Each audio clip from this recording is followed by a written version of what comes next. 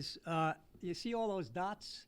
Those are just places that not pick out points in space. Now, all these dots, these will get to move in a minute, but this dot right there, which has a red square around it, I can't see it as well as your camera can. That's you. That's you standing there. And the gravitational wave is coming out of that board or going into it, okay? Now let's get it started, and you'll see what the gravitational wave does by looking at what the dots do. So let me hit this. All right.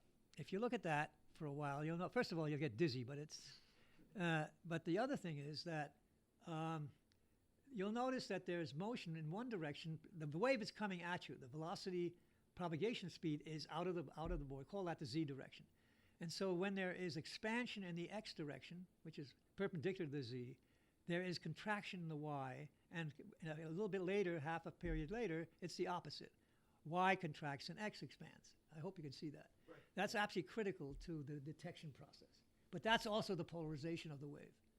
See, you can rotate that picture by 45 degrees, and you'll find out they're orthogonal to each other. Right. Okay, that's an interesting thing about geometry. And okay, so that's one thing to notice.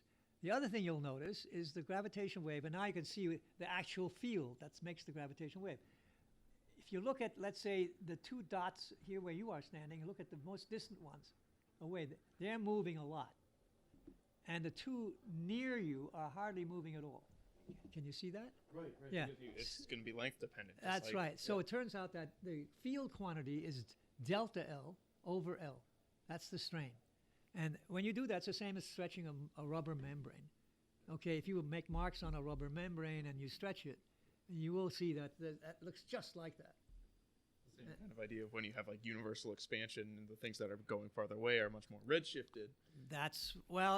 Be careful with that one. Okay. Be careful. I don't think I can quite agree with that. Okay. Okay. There is a little bit of the geometry like that in there, but this quadrupolar geometry isn't part of the universe.